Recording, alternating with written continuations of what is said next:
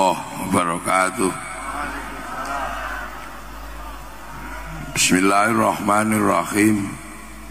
Bismillah, alhamdulillah, wassalatu wassalamu ala rasulillah Sayyidina Muhammad ibn Abdillah wa ala alihi wa ashabihi wa azwajihi wa dhurriyyatihi wa ahli baitihi wa man tabi'ahum bi ihsan ila yaumil qiyamah. Para alim, para ulama, para habaib, para kiai yang hadir, yang sangat saya taklimi, sangat saya hormati, Bapak Bupati yang kita cintai secara bersama-sama, Pak Wakil Bupati ada?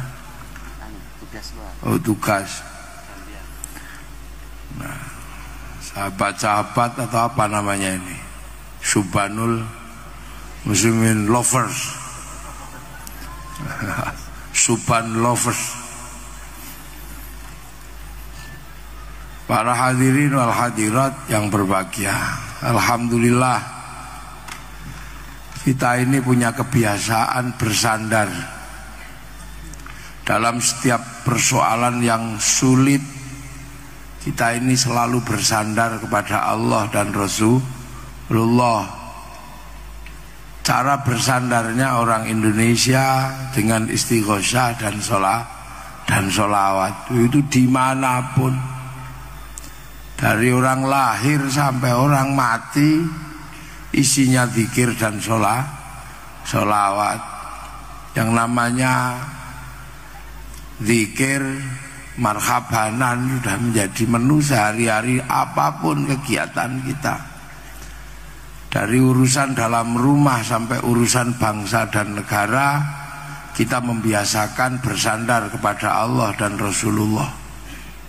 Makanya kalau kemudian Banyuwangi ketika menghadapi persoalan yang demikian rumit, kembali bersandar kepada Rasulullah Muhammad Sallallahu Alaihi Wasallam dengan Banyuwangi bersolawat. Kenapa? Karena Rasulullah ini punya kemampuan menyelesaikan sesuatu yang rumusnya nggak ada di dunia. Kalau istilah milenial disebut out of the box, nggak ada rumusnya. Rasulullah ini menyelesaikan masalah, nggak pakai rumus yang umum. Makanya jangan salah kalau kemudian kita selalu diajarkan bersandar kepada Rasulullah. Sampai bisa bayangkan, Rasulullah itu lahir menjadi nabi, menyelesaikan masalahnya orang Makkah pertama kali. Rasul itu sudah aneh. Kenapa? Orang Mekah itu ahli membaca, ahli menulis.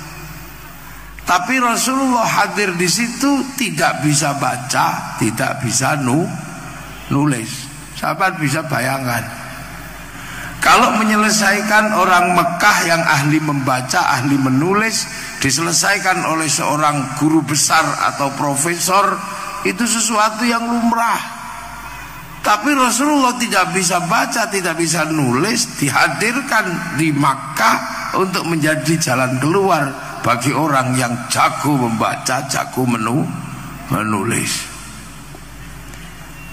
Rasulullah menyelesaikan orang Mekah. Orang Mekah ini diselesaikan oleh Rasulullah dengan Rasulullah diangkat menjadi nabi. Tapi harus menyelesaikan orang Mekah yang nggak ngerti nabi. Apa aneh? Orang Mekah itu nggak ngerti nabi, ngertinya itu penyair sama kahin, dukun. Orang Mekah nggak ngerti nabi, yang ngerti nabi siapa? Orang Yahudi, orang Nasrani, dan itu tempatnya tidak di Mekah, tempatnya di Filistin. Makanya ketika Rasulullah mengaku jadi nabi, orang Mekah, nabi itu apa? Sama kayak sekarang. Saya enak saja mau datang jam 1 pun gak ada masalah Pak Bupati. Kenapa? Orang Banyuwangi ngerti kiai, takut kualat. Kenapa? Karena ulama-ulama Banyuwangi sudah mengajarkan siapa itu kiai, siapa itu ulama, ngerti. Makanya saya tadi itu nyantai aja, nanti sampai jam 1 juga nggak apa-apa. Wong orang Banyuwangi ngerti kiai. Makanya ketika saya datang disambut-sambut biasa aja. Salaman sampai ada yang bolak-balik 7 kali, biasa aja. Kenapa? Karena orang Banyuwangi sudah diajari oleh ulama sebelum saya tentang ulama dan kiai. Maka ketika saya dihormati di sini biasa aja. Ini kalau pagernya dibuka bisa diserbu saya. Mulai dari minta suwo, iya Gus ya, iya biasa. Karena sudah ngerti kiai. Sangat berbeda ketika saya masuk ke pedalaman Irian. Orang Irian di pedalaman nggak ngerti kiai. Seandainya saya datang dengan rambut panjang masuk sana, saya pasti dianggap tim pemburu babi. Dan saya nggak boleh marah. Lah Rasulullah itu di Mekah, orang Mekah itu nggak ngerti Nabi. Bahkan ketika Rasulullah dapat wahyu pun dicarikan dukun, karena dianggap kesurupan. Dukun yang paling terkenal Waraqah bin Nufail. Maka ketika Rasulullah gak ketemu Waraqah dibilang Iqra gitu, Waraqahnya pingsan. Karena Waraqah ngerti yang bisa bilang begitu hanya utusan Allah. Itu. Makanya Rasulullah ini aneh. Disuruh menjadi nabi, penerus nabi yang sebelumnya. Rasulullah tidak seperti nabi yang sebelumnya. Ini keajaiban semua, aneh semua Rasul ini. Disuruh jadi nabi, yang nabi sebelumnya ini kuat-kuat. Nabi Nuh mencabut pohon, Nabi Ibrahim dibakar tidak mempan, Nabi Musa hebat, musuhnya tempeling mati, jenggotnya Fir'aun dipegang separuh putih separuh hitam. Hebat Nabi Musa itu. Nabi Daud tangan masuk tanah keluar jadi pedang. Nabi Sulaiman seluruh binatang bisa diajak ngomong. Nabi Isa orang buta dipegang melek, orang mati itu bangun. Tiba-tiba Nabi Muhammad dijadikan nabi, dilempari batu kakinya bocor. Maka semua orang, wah ini bukan nabi. Coba. Jadi nabi ini jadi nabi dibalik situasinya oleh Allah. Untuk apa? Untuk mendapatkan tanggung jawab yang lebih besar. Seandainya Rasul itu masih kuat kayak Nabi Musa, pasti orang mengikuti Rasulullah karena takut. Kalau orang dibuat seperti Nabi Sulaiman, Nabi Muhammad dibikin kayak Nabi Sulaiman, pasti orang mau ikut karena Nabi Sulaiman itu kaya dan raja, bahkan entut bisa diajak ngomong. Tapi begitu Nabi Muhammad ini jangkauannya, tanggung jawabnya gede, rahmatan lil alamin, maka perangkat nabi-nabi yang sebelumnya yang keras-keras, kuat-kuat dihilangkan dari Rasulullah. Karena yang mampu menembus ruang dan waktu yang semakin luas bukan kekerasan, tapi apa? Cinta kasih, rahmatan lil alamin.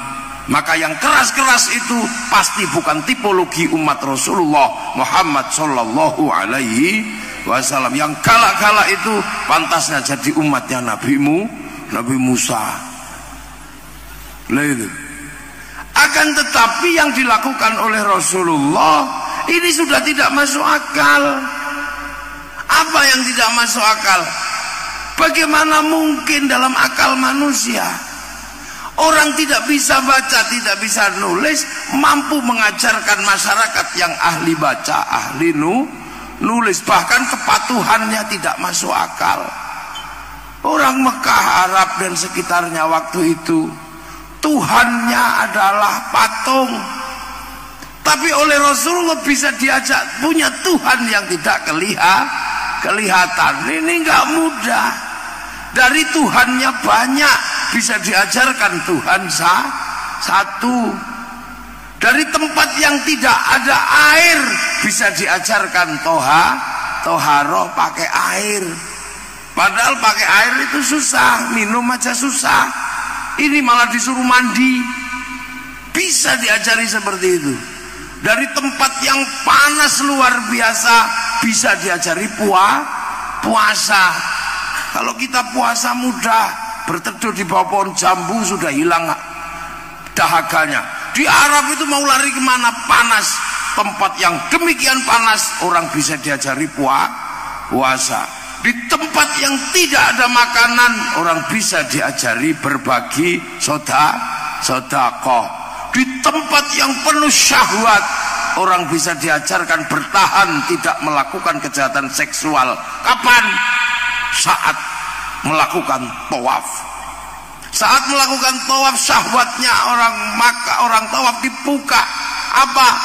Perempuan yang lagi tawaf tidak boleh menutup mukanya, padahal syahwatnya tinggi. Jangankan lihat muka, lihat mata kaki aja syahwat. Itu muka dibuka, betapa syahwat yang berkembang di sekitar itu luar biasa. Tapi pada saat yang sama laki-lakinya disuruh pakai baju, tidak boleh dijahit. Kalau mau nakal kali tinggal wes itu aja. Tapi kenapa bisa bertahan untuk tidak melakukan kejahatan seksual sementara berputar di sekitar Ka'bah? Ini pelajaran nggak masuk akal. Pelajaran berikut yang bisa itu nggak ada yang bisa. Rasulullah mampu mengajarkan kepada Sayyidina Umar tukang kelahi, padahal Rasulullah nggak pernah kelahi. Sayyidina Abu Bakar seorang konglomerat mau nuntun unta. Siti Aisyah yang usia 10 tahun riang gembira dinikah sama orang 50 tahun, sementara di Banyuwangi selisih 20 tahun mau bunuh diri. Coba ini gak masuk akal, nggak masuk akal. Bayangkan orang 300 mau disuruh perang ngadepi orang 3.000 itu kan mau berangkat bunuh diri. Jadi apa yang dilakukan Rasulullah ini out of the box, keluar dari pikiran dan rumus dunia.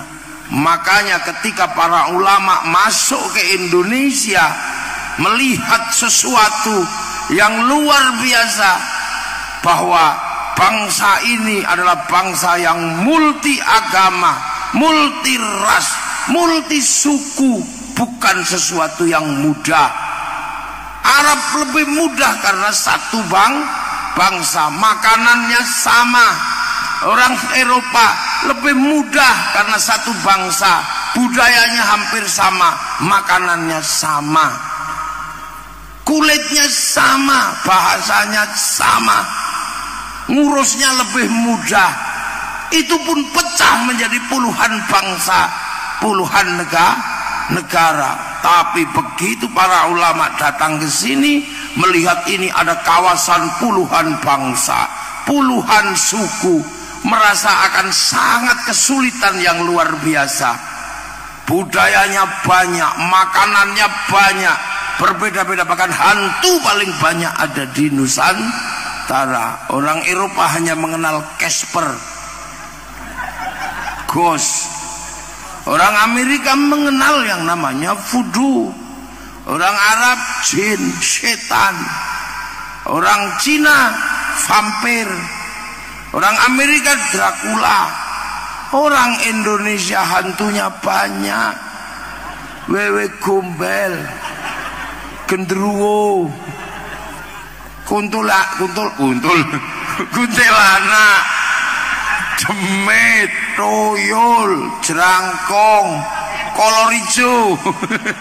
Lengkap, apalagi Banyuwangi, Alas Purwo, pusat demit internasional.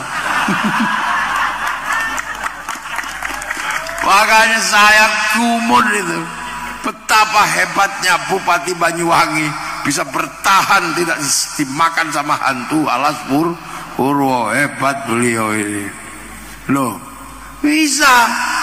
Jadi begitu para ulama datang ke sini, gimana ini? Islam harus jalan di sebuah tempat yang jauh, karena dikatakan dalam Al-Quran, mathaluhum fit Taurat wa mathaluhum fil Injil kazar'in. Islam itu seperti tanaman, maka harus ditanam. Fase sebelumnya sudah dilewati semua. Wa kafa billahi syahida. Ini fasenya Rasulullah Muhammadur Rasulullah walladzina ma'ahu, eranya sahabat, makanya asyidda walal kufar, tawuran sama orang kafir. Ruhama ubainahum, era khulafaur rasyidin, tarahum ruk'an sujada yabtaghuna fadlan minallah wa ridwanan simahum fi wujuhi min athari sujud. Ila ulama fikih sama ulama tasawuf. Begitu bergerak jauh, mathaluhum fit Taurat, mathaluhum fil Injil kazar'in, seperti tanaman. Maka cara menanamnya bagaimana? Di tempat yang jauh. Maka para ulama yang punya pengalaman bagaimana membawa Islam bergerak keluar dari jazirah sana, tidak dibawa pohonnya, tapi bibitnya yang dibawa, karena menanam menggunakan bibit. Maka ditanam di sini, Allah tanam dengan bahasa sini namanya pangeran. Saya kayak gini, kalau di sana gelarnya gagah, syekhun, ustadzun, al-alim, al-fadil, al-karim, pauwanjang. Sampai sini cuma ditanam dengan nama kiai. Padahal kiai itu nama lain kebu. Kiai Selamet, Tombak, Kiai Pleret, Kiai Semar. Tilmidun muridun ditanam dengan nama santri. Bahwa itu Allah pangeran. Padahal di sini ada pangeran Mangkubumi, ada pangeran Brewirabumi, ada pangeran Minak Jinggo, ada di situ lengkap. Lu itu gimana cara nanam? Pelan-pelan sampai akhirnya tidak ada jalan keluar.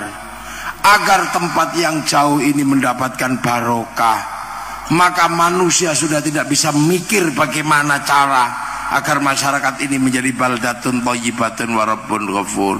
Maka akhirnya para ulama bersepakat, ya sudah, bukan pangkat kita untuk mengurusi orang dengan berbagai macam bentuk suku bangsa seperti ini. Yang punya kekuatan seperti ini hanya Rasulullah Muhammad sallallahu alaihi wasallam. Maka semenjak itu bangsa ini dititipkan kepada Rasulullah. Cara menitipkannya apa? Cara menitipkannya adalah membangun sebuah konsep besar yang dilakukan apa? Tawaran Rasulullah. Rasulullah menawarkan apa? Rasulullah menawarkan kullukum ra'in wa kullukum mas'ulun an ra'iyati. Maka begitu Rasulullah menawarkan ra'iyah, bahwa kalian adalah orang yang saling bertanggung jawab, maka tidak ada apapun di sini selain ra'iyah, yang dulunya raja, yang dulunya hamba, yang dulunya kawulo, yang dulunya gusti, dititipkan semua ke Rasulullah. Seluruh makhluk di antara Sabang Merauke, setiap kepala disebut dengan sebutan Rasulullah, ra'iyah, yang diserap ke bahasa Indonesia menjadi rakyat.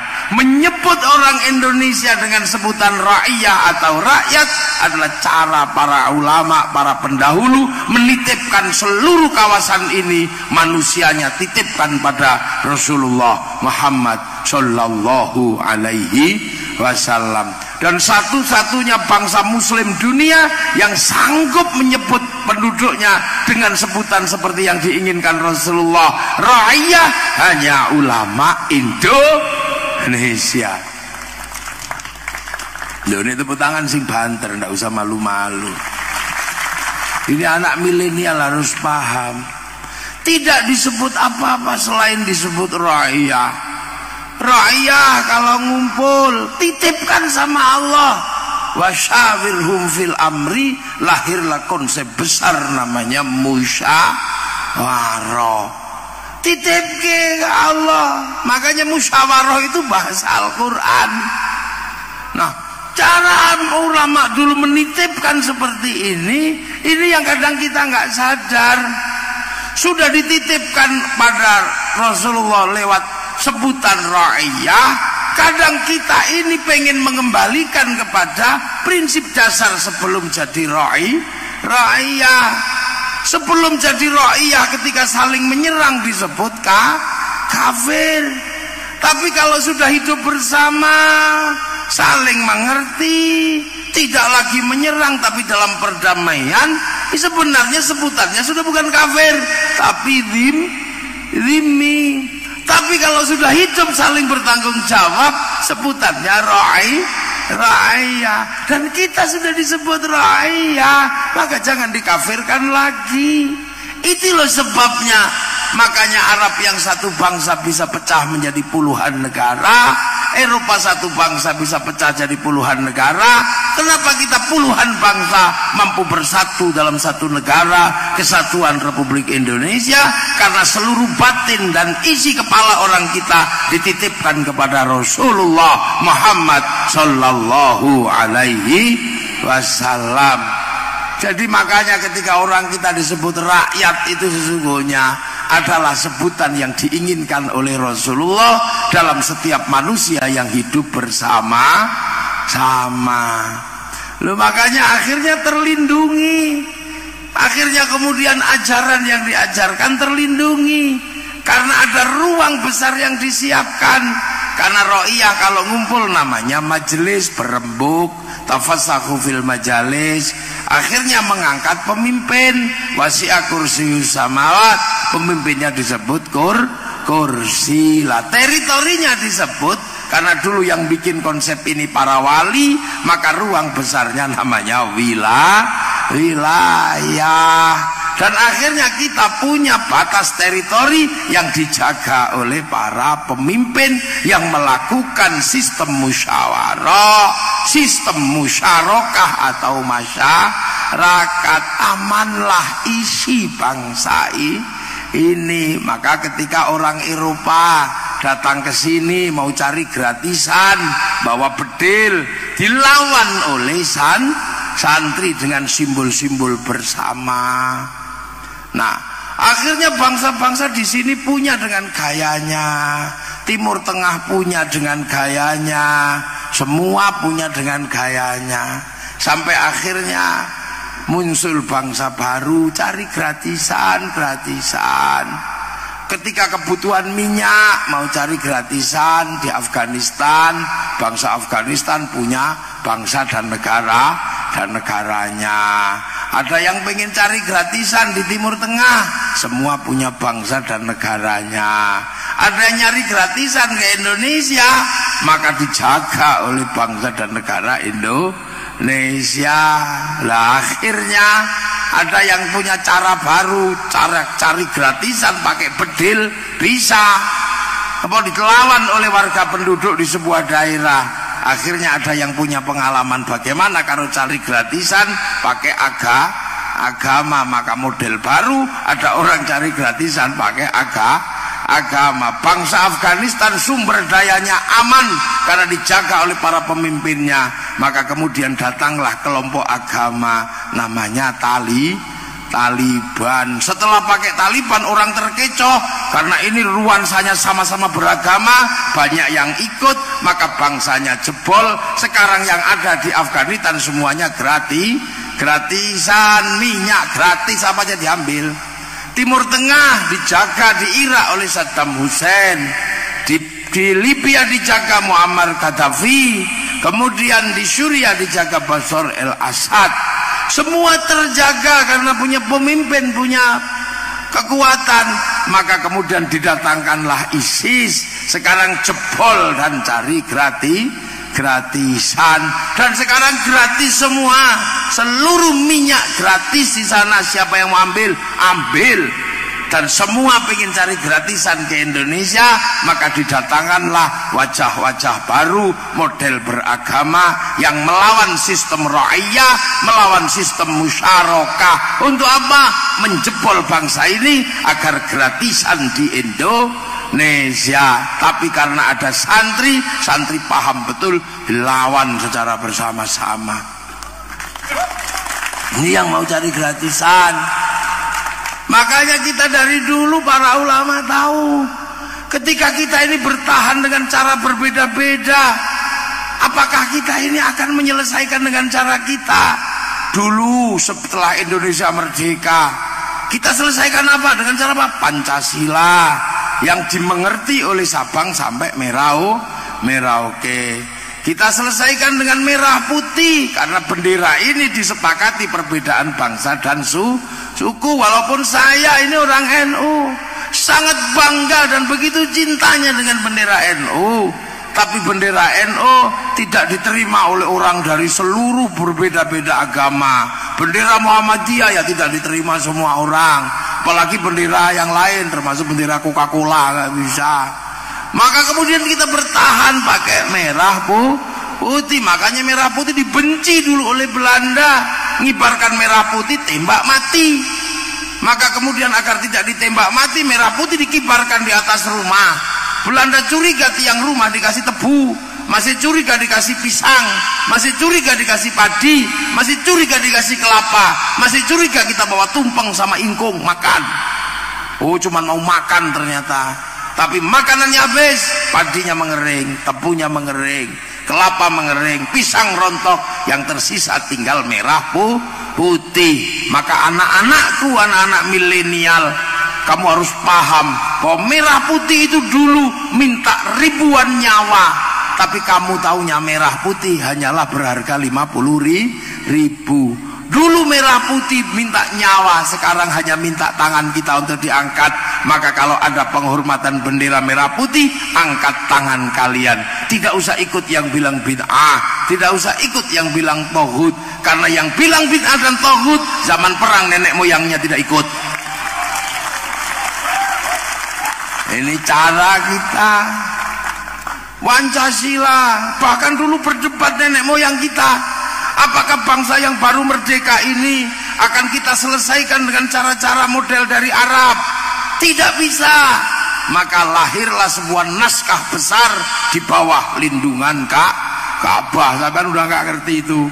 Apakah akan diselesaikan dengan cara Eropa? Nggak bisa. Lahir naskah besar salah asuhan.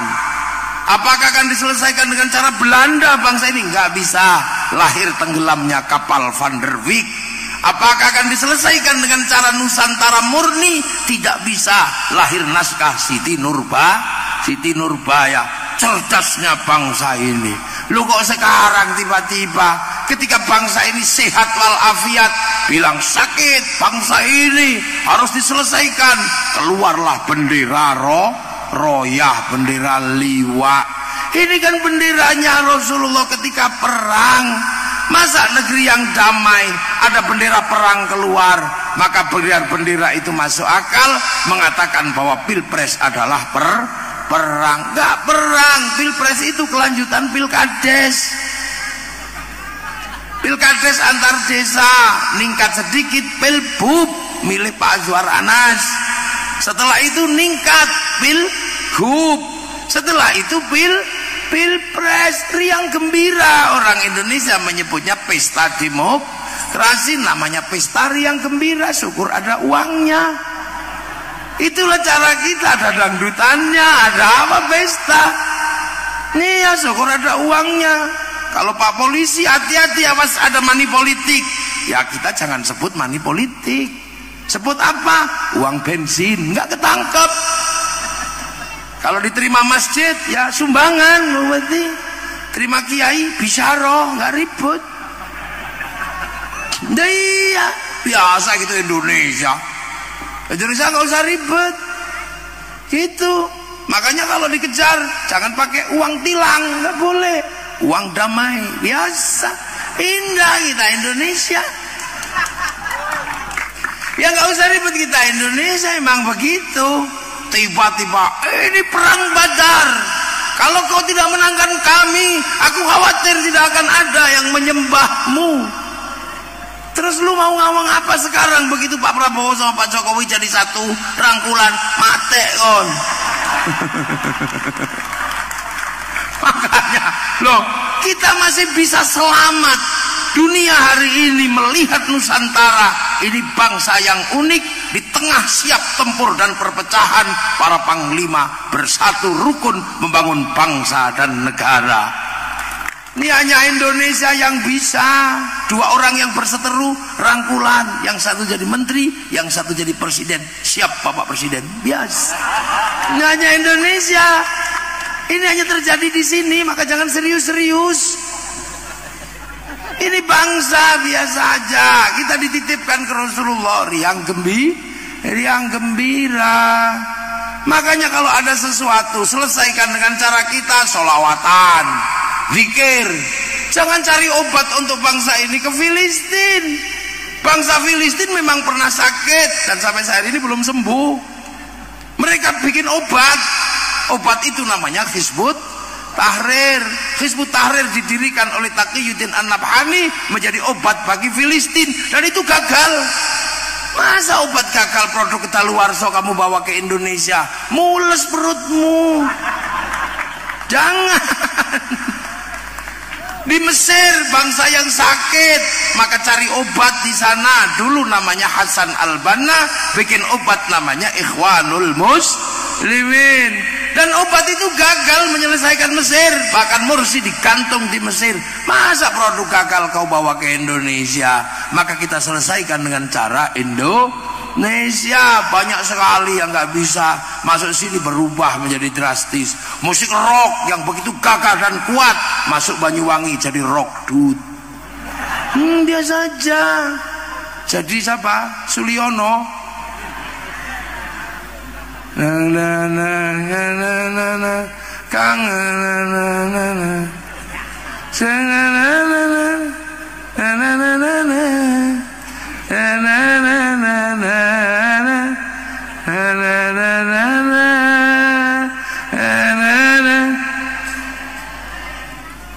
Terus aku kepengen, saya tak sekali-sekali dengar nuansa lain di Banyuwangi. Kan Subhanul Muslimin sudah tadi. Saya pengen dengar nuansa lain. Kak kowe Suloyo piye ngono?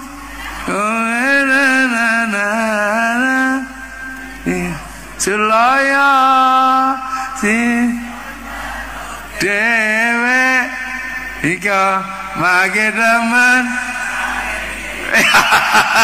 Lo indah. Lo ini coba tadi itu lagu sholawatan panjenengan, ada yang lagu itu. Ada. Nah, coba ayo. Ayo coba. Karena kalau enggak tak ambil alih ini nanti. Ayo, selatan seindah ini loh Banyuwangi, ayo. Tung. Cirolu. Ayo Gus. Oke.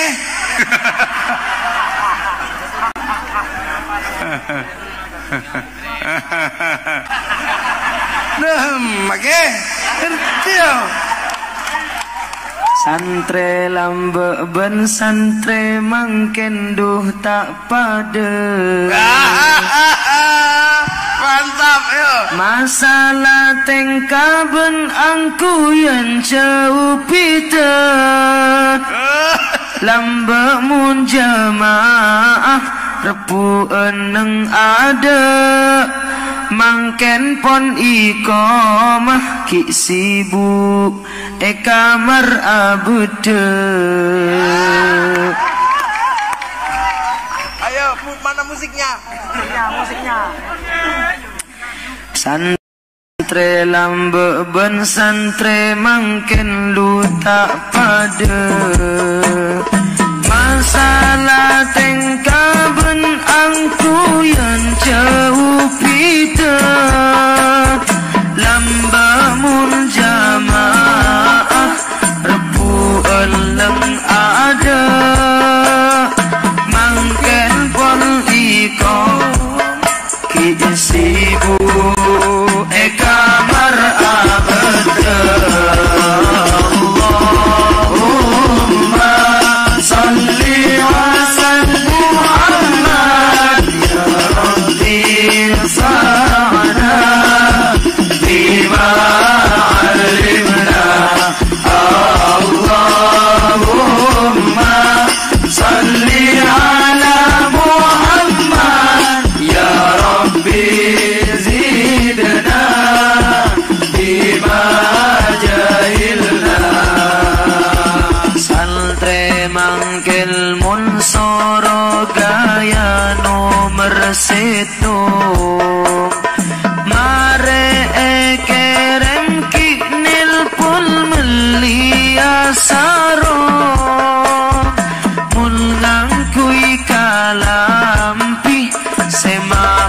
segaul keng esoro ngaci taoning alias bahlul. Allahumma salli ala Muhammad ya Rabbi zidna bima alimna. Allahumma salli ala Muhammad ya Rabbi zidna bima jahilna.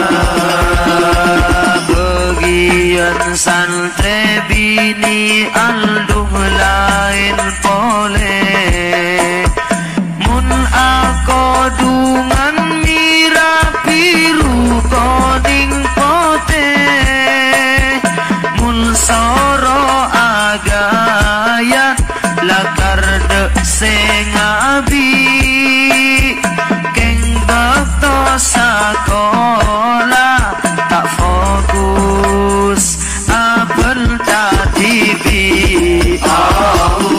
Allahumma salli ala Muhammad ya Rabbi ufa'na bima alimna.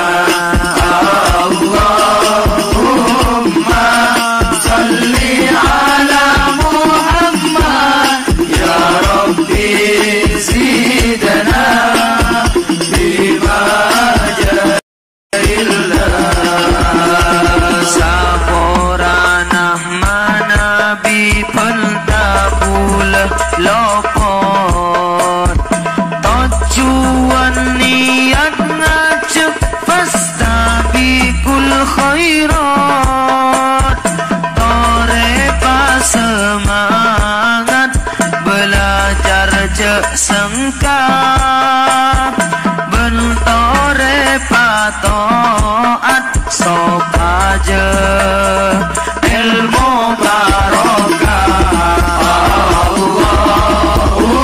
Allahumma salli ala Muhammad ya Rabbi fa'na bima alimna. Allahumma salli ala Muhammad ya Rabbi zidna bima jahilna. Sallallahu ala Muhammad. Nah kan itu bahasa Madura, ngerti saya, ngerti. Lena saya itu dapat cerita tentang bahasa Madura itu dulu.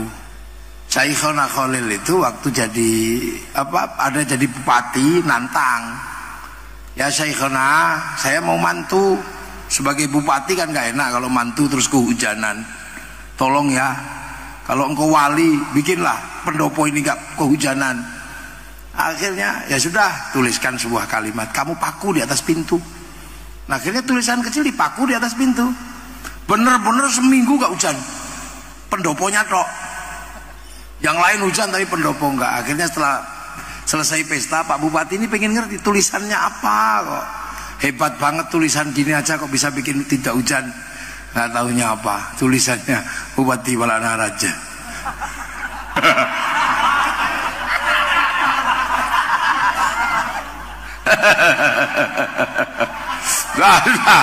Jadi alhamdulillah. Jadi kalau mau menyelesaikan bangsa ini, nenek moyang kita jago dititipkan ke Rasulullah, kan jadi bangsa ini menjadi bangsa yang baru, bangsa yang bagus, yang baldatun thayyibatun wa rabbun ghafur. Dan hari ini kita bisa lihat yang di tempat lain runtuh, tempat kita tumbuh subur. Pencinta-pencinta Rasulullah bangkit hari ini ada, dan akhirnya bangsa ini terjaga. Makanya karena dulu nenek moyang kita ini sadar bangsa ini isinya bermacam-macam, maka semuanya harus disatukan dalam Bhinneka Tunggal Ika. Makanya kita diajarkan bersatu, sholawatan bareng, berdoa bareng-bareng. Yang pinter doa, yang nggak pinter modalnya amina, amin, amin, amin. Kalau cowok apek kesuwen, amin. Makan nasinya jadi satu, tumpeng. Ikan ayam, iya ayam, yo ayam, kok ikan no ayam. Ayam biar jadi simbol bareng-bareng, jadikan ingkung. Ada orang mati, kita bareng-bareng ngumpul tahlilan sampai 7 hari. Ada orang syukuran bareng-bareng. Apapun bareng-bareng. Maka waspada anak-anakku generasi milenial. Kalau ada orang ingin memecah kebersamaan atas nama agama, waspada. Karena itu sesungguhnya adalah kurir-kurir yang akan cari gratisan di Indonesia. Ya iya. Dulu makan bareng-bareng, sekarang orang makan bareng-bareng pakai agama, bid'ah. Nggak ada lagi, takut. Orang ngumpul kalau ada orang mati, bid'ah. Nggak ada lagi orang ngumpul. Zikir bersama setelah sholat, nggak ada tuntunan agamanya, bid'ah. Terus lagi doa bareng-bareng, bid'ah. Yang kita pakai jari 10 tiba-tiba ganti jari 1, cuman gini aja, gini. Sama-sama gitu, mending model kayak Cina, lebih cepat. Tuhannya diokrok-okrok, ayo cepat itu. Jadi yang menjadi simbol kebersamaan mulai diruntuhkan. Setelah nanti dipisah, ini bid'ah, orang tidak punya lagi ikatan kebersamaan. Lama-lama perempuannya disendirikan, matanya tutupi, akhirnya tidak kenal siapapun. Terus mulailah naik grade-nya. Khutbah dulu setelah Rasulullah, khutbah ini jadi sarana alo-alo orang. Maka oleh Imam Syafi'i dikembalikan kepada fitrahnya khutbah, dikembalikan bahwa khutbah adalah rukun sholat Jumat. Karena rukun maka disyarati imamnya harus ngalim dan tua. Agar ulama tua bisa bertahan kalau khutbah, pegangan mimbar. Karena ini rukun maka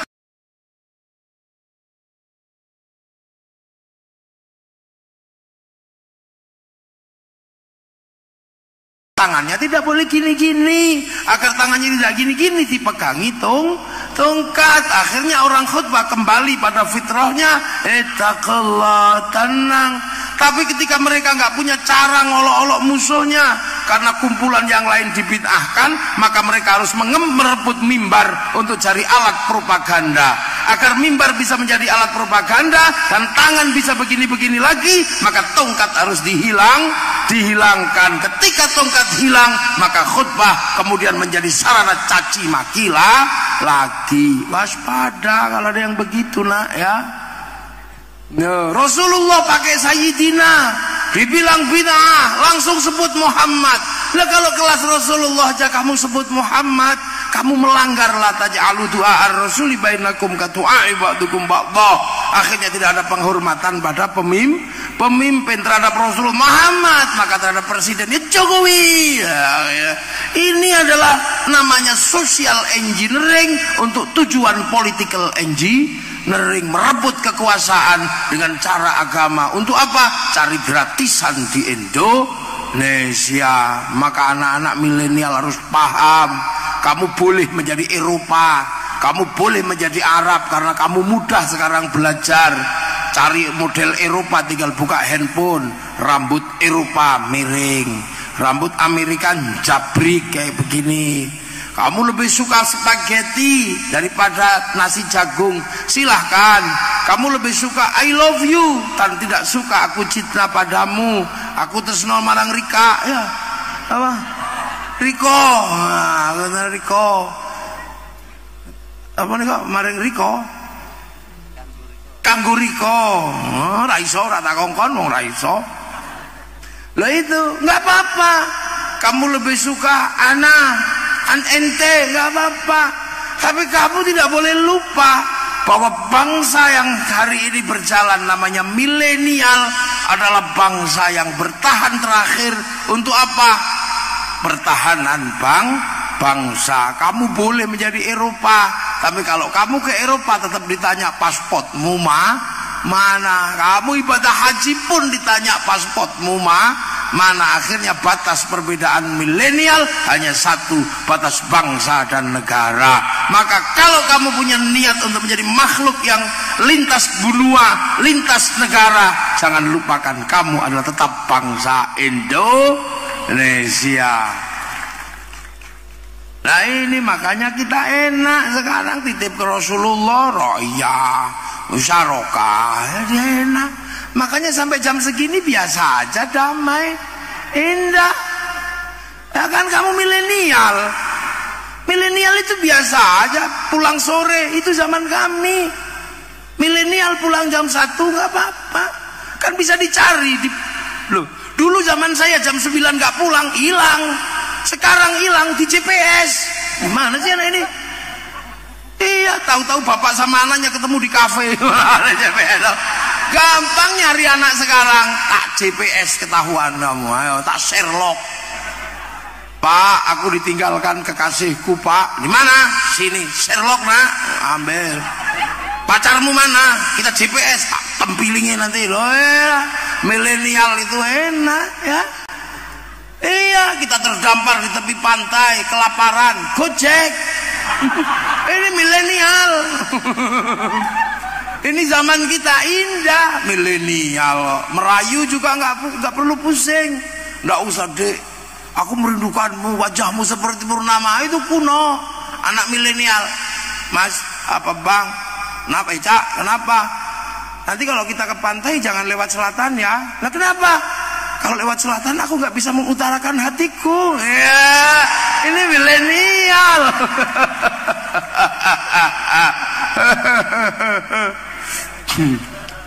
Dek, apakah bapakmu seorang bupati?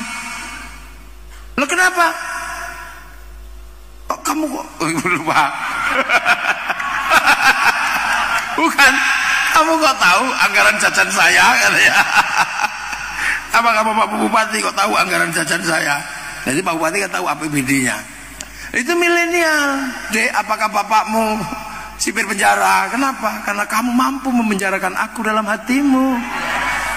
Wah, itu milenial. Jadi lebih enak anak milenial itu. Nggak punya uang. SMS, rekening isi. Enak, milenial loh. Kangen, nggak perlu nulis surat, langsung foto miring. Yeah, milenial. Mana ada? Ini terlalu manual ini dibilang ini masih pakai sim tutduror tulisan tangan. Sini ada gitu aja. Ini sim tutduror gini, tapi ya handphonenya jelek.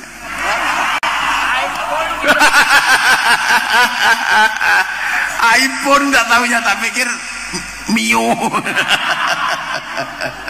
Ini zaman milenial, indah. Ayo. Ini makanya anak milenial itu anak merdeka. Anak saya nggak sekolah, coba. Nggak sekolah, nggak. Kenapa? Ujiannya nanti di WA katanya. Iya, anakku yang sekolah ujiannya di WA. Nggak perlu duduk gitu, di WA. Terus belajar kelompoknya pakai grup di WA. Enak tenan cah saiki makano ya Allah, nyowone cah saiki karek listrik tok. Listrik mati kok. Lu makanya semua sedang cari gratisan ke semua negara karena nyawa orang modern adalah listrik, dan listrik tidak boleh mati.